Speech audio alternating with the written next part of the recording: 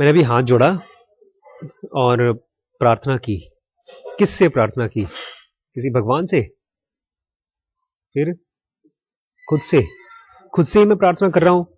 एक तरफ तो मैं गरीब हूं, मैं मांग रहा हूं किसी से, और खुद ही से मांग रहा हूं। एक गरीब खुद को अमीर कैसे बना सकता है? प्रार्थना का जो सीक्रेट है, जो मुझे समझ में आया है, वो ये नहीं है कि हम किसी से कुछ मांग रहे हैं। प्रार्थना का सीक्रेट ये है कि मेरा एटीट्यूड ऐसा हो जाए कि रिसीव कर सकूं। It is not that somebody can give me, but ये ऐसा है जैसे अगर मेरी कड़ाही जिसमें मेरे को सामान मिलने वाला है वो ऐसी है, उल्टी है, तो अगर मेरे कड़ाही में कुछ आएगा नीचे गिर जाएगा। तो जब मैं सर नीचे करता हूं पत्थर के सामने या गुरु के सामने या किसी के भी सामने, वो सामने वाला इंपॉर्टेंट होता ही नहीं है। इंपॉर्टेंट ये होता है कि मेरे अंदर में हम्बलनेस का एक डेवलपमेंट होता है, एक रिसेप्टिविटी चालू होती है। इसको एक तरह से समझिए कि हमारे ब्रेन में वैक्यूम डेवलप हो जाता है। राम जी बेटा वो लाना है, मैं लाया नहीं, भूल गया था मैं, अब लेते आइए। ठीक है, पैसे चाहिए होंगे ना, दीदी से ले लेना पैसे, या तो पैसे बाद में दे रहा हूं उसको। तो नॉर्मली हमारे ब्रेन में वैक्यूम नहीं होता। नॉर्मली जो फोर्स होता है वो आउटगोइंग फोर्स होता है। हम कर लेंगे, हम दे देंगे, हम निपट सकते हैं, but we find so many places we are not able to do things. हम चाहते हैं, वैसा होता नहीं है। तो प्रार्थना का जो एटीट्यूड था, that is less of talking to God या आस्किंग फ्रॉम गॉड। भगवान से मांगने वाला एटीट्यूड नहीं था, ये खाली अंदर में एक रिसेप्टिविटी पैदा करने का एटीट्यूड था। इसलिए जब भी हम लोग कभी प्रार्थना में बैठे तो we have to understand it is not waiting और आस्किंग, इट इज प्रिपरेशन। समझिए इसको। जब आप किचन में खाना बना रहे होते हैं, रोटी बना रहे हैं या सब्जी बना रहे हैं, तो आप इंतजार नहीं कर रहे हैं कि कब सब्जी अपने आप बन जाए, आप कॉन्शियसली उसको बना रहे हैं। ऐसे ही जब आप प्रार्थना में हैं तो आप किसी भगवान से इंतजार नहीं कर रहे हैं कि आप अब मेरे ऊपर कृपा करो। आप केवल अपने ब्रेन के सेल्स को, अपने ई सेंटर को, जो उस समय गुस्से में है या डर में है, उसको कन्वर्ट कर रहे हैं कंपैशन में और सॉफ्टनेस में। जब परसों शिविर होगी तो उसमें ये एटीट्यूड रखना पड़ेगा हम लोगों को, डिसाइपलशिप का। Not because some Guru is there, but because जहां पर भी वैक्यूम होता है वहां पर अपने आप ग्रेस आती है। ज़रूरत में एक जगह पर जिक्र है बहुत शुरू में कि law of spiritual grace is ever at work, कि जो भी भगवान कहीं रहते हैं वहां से हमेशा ग्रेस चल रहा है। तो हम लोगों को क्यों नहीं मिल रहा है? बिकॉज हमारे अंदर में रिसेप्टिविटी नहीं है। ये पूरी किताब या ये पूरा जो प्रोग्राम है वो हमारे अंदर रिसेप्टिविटी बनाने का तरीका है। इसको एक और तरीके से समझिए। आप गए पहाड़ों में, वहां पर आपने देखा लोहा, उस लोहे को लेकर आए और उस लोहे में से आप बिजली दौड़ाना चाहते हैं। फिर आपने उस लोहे का तार बनाया। तो तार क्यों बनाया? ताकि उसमें से बिजली यहां से वहां तक जा सके। तो जैसे ही हमने आंख बंद करके अपनी आपको झुकाया अंदर अंदर, या हाथ नहीं भी जोड़ा, उससे फर्क नहीं पड़ता, आपने अपने ब्रेन में उस लोहे को तार बनाया है। It's very important to remember, prayer is not asking or begging. Prayer is a preparation of our own brain cells to respond to whatever is happening. ठीक है। मोबाइल का वो एंटीना ठीक कर रहे हैं। एक बंदा गया दुकान में, बोलता है वो वाला सैमसंग का ग्रैंड वाला फोन देना। तो बोलता है ग्रैंड वाला? उनसे नया फोन आ गया। बोलता है नया नहीं, वही वाला चाहिए मुझे मॉडल। तो कौन सा? बोलता है जिसमें एक लकड़ी आती है अंदर से, डंडी से निकल के आती है। बोलता है दादा तुम तो गांव के हो, डंडी का क्या करोगे? बोलता है कान खुजाने के काम आता है। तो रिसेप्टिविटी हम लोग अपनी ठीक करते हैं। माइंड एंड थिंकिंग, माइंड और thinking, and how both drift, और हमारा माइंड कैसे ड्रिफ्ट करता है। इट वॉज बट येस्टरडे, खाली कल ही की तो बात है। I thought myself as a fragment quivering without rhythm. मैं देखता रहा था कि मैं कांप रहा था और मेरे अंदर में कोई रिदम नहीं था। In the sphere of life, इस जिंदगी में जैसे मैं अलग थलग पड़ा हूं, अकेला हूं, डरा हुआ हूं. Now I know that I am the sphere and all life in rhythmic fragments move within me. और अब मुझे पता है कि मैं ही जिंदगी हूं, मैं ही भगवान हूं और सारी लाइफ मेरे अंदर ही घूम रही है. कल एक बड़ी इंटरेस्टिंग घटना हुई रात को. हमारे एक बहुत अच्छे फ्रेंड ने हमसे पूछा, डॉक्टर साहब आप आशीष जी क्यों लिख रहे हैं? अब आशीष क्यों रख नहीं, पहले आशीष लिखते थे आप, आशीष जी नहीं लिखते आप, अब क्यों लिखते हैं आशीष जी? मैंने कहा इसीलिए ताकि आप मुझसे पूछें. उनका मतलब मुझे याद आया इंसिडेंस. आचार्य रजनीश का नाम था, ओशो जो थे उनका नाम था रजनीश.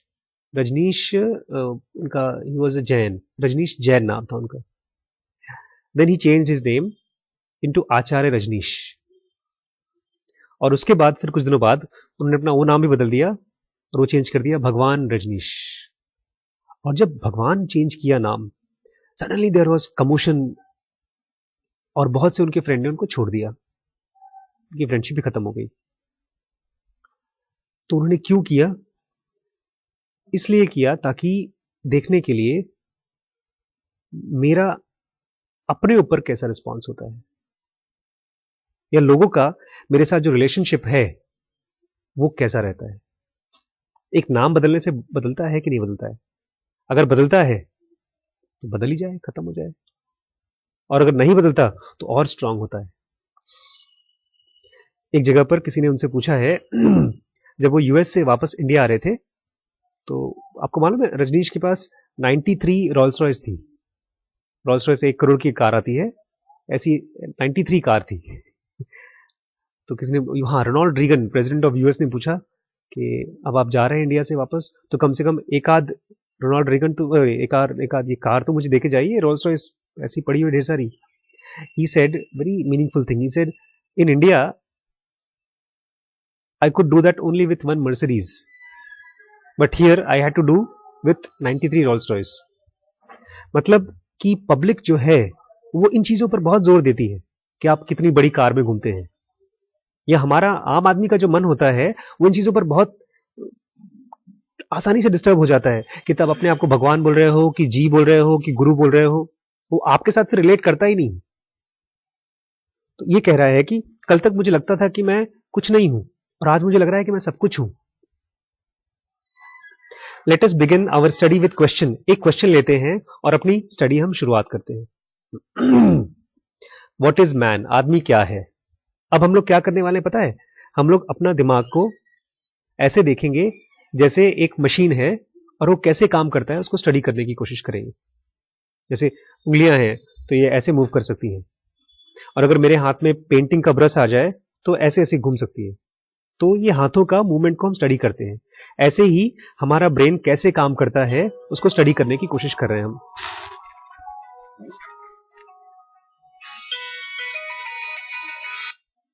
हाँ परवेज, नमस्ते बेटा.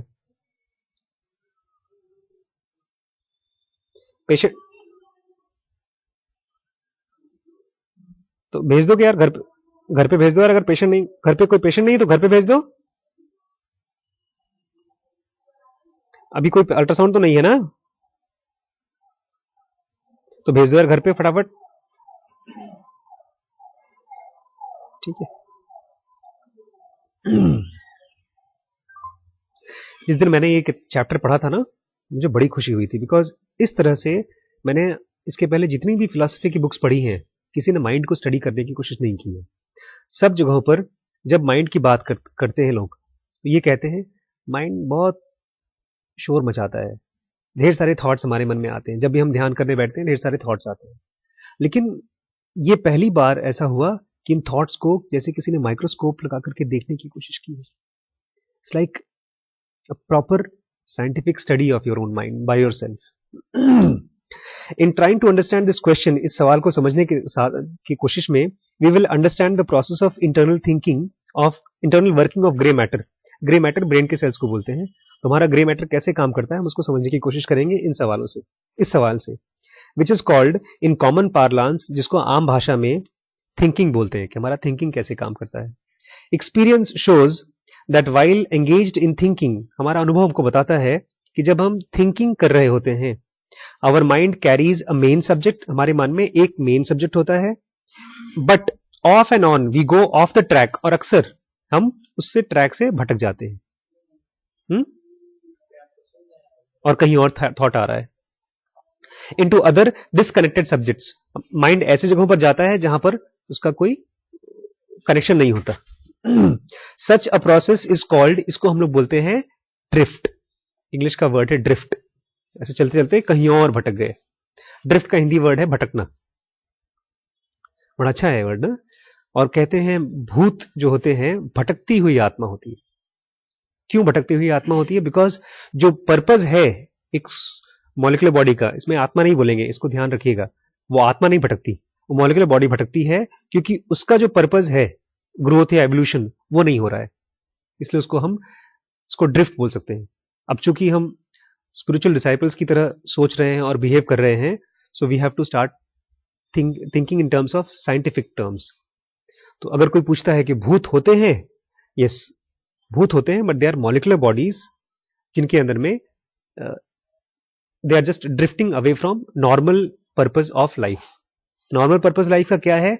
एवोल्यूशन, किसी और बॉडी में जाना और अपना विकास करना। जो इस चीज को नहीं कर पा रहा है उस मॉलिक्यूलर बॉडी को हम लोग एज भूत बोलते हैं। अच्छा, कुछ मॉलिक्यूलर बॉडीज ऐसी भी होती हैं जो कॉन्शियसली काम करती हैं, वो इवॉल्व्ड सोल्स होती हैं। मतलब आपने इंटेंसिटी अपनी बॉडी की इतनी बढ़ा रही है कि आप मॉलिक्यूलर बॉडी में रह सकते हैं काफी समय तक और उसमें भी अपना विकास कर सकते हैं। वो आगे के शिविर में आएगा, एडवांस शिविर में। जब ड्रिफ्ट होता है, there are two intensities of drift. ये वर्ड स्पेसिफिक है, हम लोग चाहें तो अपने भी वर्ड यूज कर सकते हैं, लेकिन वो बहुत काम का नहीं रहेगा। दो इंटेंसिटीज है ड्रिफ्ट की। इंटेंसिटीज मतलब जैसे जो लाइट होती है ना, उसकी इंटेंसिटी होती है, तो ऐसे हमारे ड्रिफ्ट की दो इंटेंसिटी होती है, इसको ताकत भी बोलते हैं। पहला तो होता है कंट्रोलेबल एंड सेकंड है अनकंट्रोलेबल। कंट्रोलेबल मतलब जब आप ड्रिफ्ट हुए तो आप कंट्रोल कर गए, और अनकंट्रोलेबल मतलब जब आप ड्रिफ्ट हुए आपको मालूम ही नहीं पड़ा ड्रिफ्ट हो गए। Controllable occurs when we drift from the main subject, हम मेन सब्जेक्ट से ड्रिफ्ट करते हैं, but in the midst of the drift realise what has happened and bring ourselves back to the main subject. हमको एहसास होता है कि अरे हम तो भटक गए, फिर वापस अपने आप को लेकर आते हैं। जब हम ब्रेथ वॉचिंग करते हैं तब भी हम यही प्रोसेस अपनाने की कोशिश करते हैं। और सेकेंड वन, अनरिकॉग्नाइज्ड ड्रिफ्ट या तो अनकंट्रोलेबल ड्रिफ्ट जब होता है, this occurs when drift from the main subject but we are not aware, हमको पता नहीं चलता, and we drift for good, और हम ड्रिफ्ट ही हो जाते हैं। और इसके बीच में भी जब ड्रिफ्ट होते हैं उसमें भी फिर और ड्रिफ्ट हो जाते हैं। मालूम पड़ा हम व्हाट इज मैन के बारे में सोच रहे हैं, फिर जानवर के बारे में सोच रहे हैं, फिर जानवर से हम किसी दोस्त के बारे में सोच रहे हैं, दोस्त से हम फिर अमेरिका पहुंच गए, फिर अमेरिका से कहीं और पहुंच गए। तो ड्रिफ्ट के अंदर भी ड्रिफ्ट हो जाता है।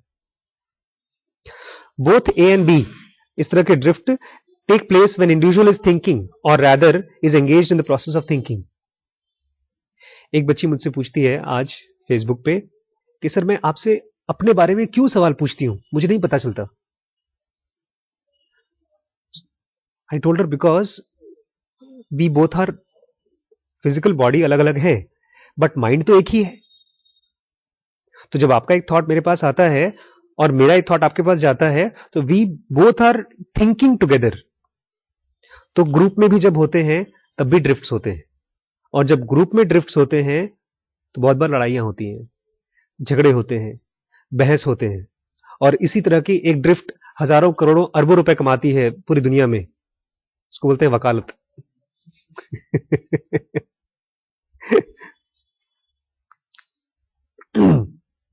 चलिए, let us now proceed to our study. चलिए हम अपनी पढ़ाई पर ध्यान देते हैं। What is man? आदमी क्या है? द ह्यूमन बीइंग, इसको हम लोग ह्यूमन बीइंग बोलते हैं। Let us watch our thinking process, अपने दिमाग को वॉच करने की कोशिश करते हैं।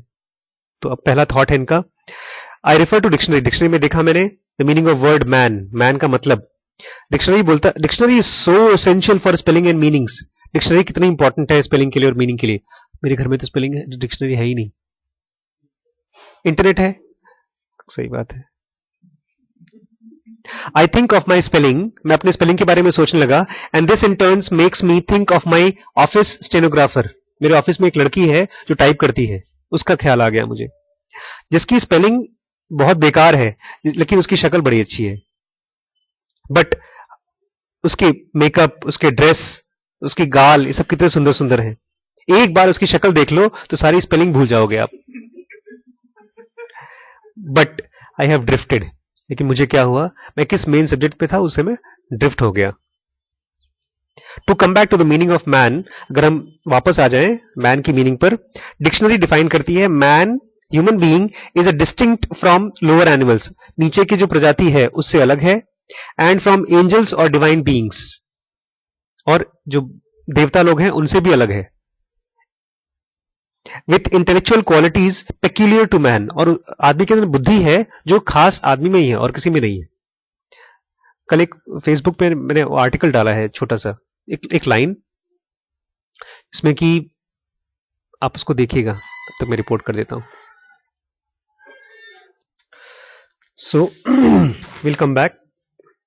माई eyes glanced over the phrase, एक सेंटेंस मेरे आंख के सामने आया, हाफ अ मैन, आधा आदमी. डिक्शनरी में खोला था उन्होंने, तब तक से व्हाट इज मैन के साथ साथ हाफ अ मैन करके सामने आया.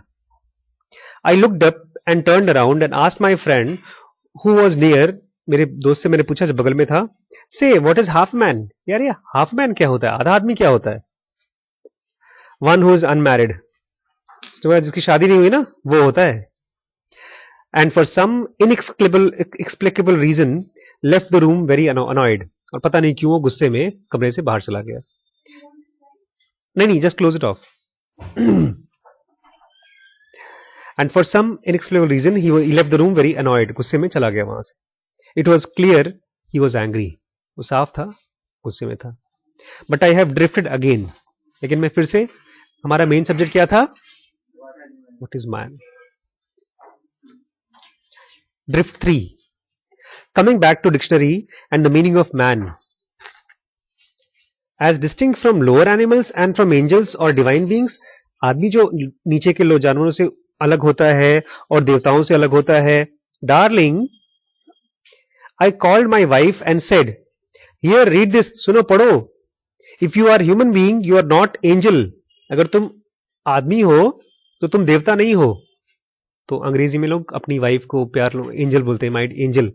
बोलता है I will call spade a spade and no more I will call you my angel. तो आज से मैं तुम्हें अपनी देवी माता नहीं बोलूंगा, एंजल नहीं बोलूंगा, तुम औरत हो तो तुमको औरत ही बोलूंगा बस. Not a bad decision. तो बीबी बोलती है कोई अच्छी बात है, कोई बुरी बात नहीं है. And I will not call you by the names of lower animals, मैं भी तुम्हें कोई कुत्ता बिल्ली नहीं बोलूंगी, लोअर एनिमल्स के नाम से नहीं बोलूंगी. शी रिटॉर्टेड, उसने क्या किया, रिटॉर्ट किया. रिटॉर्ट मतलब ताना मारा एक तरह से. Would it not be better idea to call your office stenographer an angel, इससे तो अच्छा रहेगा तुम्हारे यहाँ जो तुम्हारे साथ काम करती है ना असिस्टेंट, तुम्हारी स्टेनोग्राफर, उसको एंजल बुलाओ, मुझे क्यों बुलाओगे. She asked and I could see she was hurt, और मुझे साफ साफ दिख रहा था कि वो हर्ट है, उसको चोट लग गई मन में. बट ब्लेस्ड लॉर्ड, हे भगवान, आई हैव ड्रिफ्टेड अगेन, मैं फिर से ड्रिफ्ट हो गया. आज क्लास चल रही थी सुबह सुबह, तो 3 बच्चे एक साथ बैठे थे. एक बच्चा हंसने लगा, दूसरा भी हंसने लगा. तो थोड़ा सा मुझे गुस्सा आया. फिर मेरे मुंह से सवाल निकलने वाला था कि क्यों हंस रहे हो. तो फिर वो ड्रिफ्ट हो जाता, तो वो बताता क्यों हंस रहा है. फिर पूरी हम लोग की क्लास उसी पर चलती, 5-10 मिनट चले जाते उसमें. तो फिर मैंने उसको हाथ जोड़ा, मैंने कहा प्लीज आप शांत हो जाइए. फिर भी हंस रहा था. फिर हम लोग सब चुप होकर के उन्हीं को देखने लगे. फिर उसमें से एक खास बच्चा था जो ज्यादा हंस रहा था, उसको मैंने कहा प्लीज बाहर बैठ जाइए. नहीं नहीं सर, नहीं नहीं सर, मैं नहीं हंसूंगा. तो फिर वो बैठ गया. हेलो हेलो, यस, नमस्ते, हेलो, कौन बोल रहे हैं. हाँ मातृ बताओ.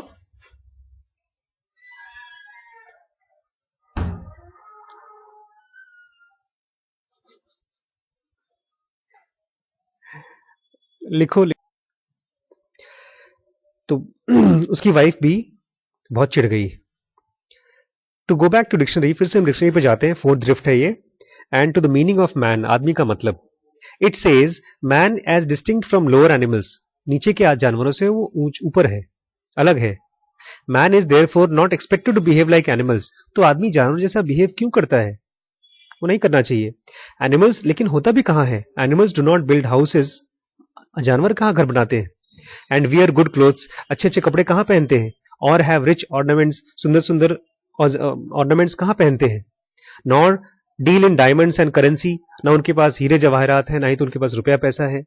आई थॉट, मैंने सोचा, I visualized myself in possession of lovely marble villa, और मैंने सोचा मेरे पास एक बड़ा सा सुंदर सा मार्बल का घर है। एट एवरी हिल स्टेशन और हेल्थ रिसोर्ट, सुंदर सुंदर हिल स्टेशन पे मेरे घर हैं। रिचली डेकोरेटेड, सुंदर सुंदर उसमें डेकोरेशन हो रखा है। And furnished with servants attending in uniform silk and nylon, और उसमें नौकर हैं जो सुंदर सुंदर कपड़े पहन करके मुझे सर्व कर रहे हैं। एंड व्हाट मोर, और जो भी चीजें अच्छी अच्छी हो सकती थी सब मैं सोच रहा था। In every villa a fair damsel with diamond necklace around her shapely neck, और सब विलाज में, मेरे सभी घरों में सुंदर सुंदर नौकरानियां हैं, उनके गले में डायमंड की नेकलेस है और वो मुझे सर्व कर रही हैं। शेपली नेक, सुंदर से गले में उनके। But what on earth am I doing, मैं क्या कर क्या रहा हूं। आई हैव ड्रिफ्टेड अगेन, मैं फिर से ड्रिफ्ट हो गया। Drift 5, to come back to dictionary and to the meaning of man, it says lower animals, dictionary में बोलता है lower animals. Are there higher animals. जब मैंने दादाश्री जी का देखा और जब स्पेशली भगवान वर्ड सुना, तो मेरा मन उस समय उस जगह नहीं था। It went into so many questions. This was a drift. क्योंकि वो सच है कि झूठ है, अगर ये आपका थॉट का प्रोसेस हो गया, इट इज अ ड्रिफ्ट। क्या हायर एनिमल्स भी होते हैं? Is man lower than higher type of animal? क्या आदमी से भी कुछ ऊपर के जानवर होते हैं? Could a woman be higher? क्या औरत आदमी से ज्यादा ऊंची स्पीसीज है? कहा जाता है औरत आदमी से ज्यादा स्पीसीज ऊंची है। सर्वाइवल में औरत की बॉडी में ज्यादा चर्बी होती है, औरत ज्यादा बर्दाश्त कर लेती है, ऐसा चीजें कहा जाता है। Could a woman be higher? But often woman looks at another woman, she does it with jealousy. लेकिन जब एक औरत दूसरी औरत को देखती है तो बहुत जेलसी भर जाती है उसके मन में, ईर्ष्या होती है। But does man betray such envies? लेकिन क्या आदमी के अंदर इस तरह की जेलसी नहीं होती? वो भी तो होती तो है, दिखाता नहीं है उसे। But I have drift again, लेकिन मैं फिर से ड्रिफ्ट हो गया। I think I will have to hold my head firmly with my both hands and stop it. मुझे लगता है मेरे अपने सर को हाथ से पकड़ूं ताकि वो ड्रिफ्ट ना हो। I must stop drifting and go back to my dictionary and to the meaning of man. मुझे ड्रिफ्ट होने से रोकना पड़ेगा और अपने डिक्शनरी पर जाना पड़ेगा। Drift 6, man is distinct from angels. आदमी जो है देवताओं से अलग है। Perhaps he is greater than angels, हो सकता है देवताओं से भी ज्यादा महान है आदमी। He has not created few miracles, has he not created few miracles? कि आदमी ने चमत्कार नहीं किए हैं? Millions of stars in all galaxies perhaps have no creature on them equal to man on earth. क्या हो सकता है धरती तो छोड़ो, इस पूरे ब्रह्मांड में सब जगह पर आदमी जैसा कोई नहीं है। Perhaps the universe is empty, शायद दुनिया खाली है, खाली आदमी ही उसमें है समझदार है। And all for the glory of man, और ये सब कुछ आदमी के लिए ही बनाया गया है। Nature and bent her to do his will, और आदमी ने क्या किया है, नेचर को अपने हिसाब से बेंट कर दिया है। देखो अच्छी अच्छी मशीनें बनाई है हमने, कार बनाई है, ढेर सारी चीजें बनाई है। मोहित, हेलो जी, हाँ बेटा, ओके ओके बेटा, okay okay okay okay okay.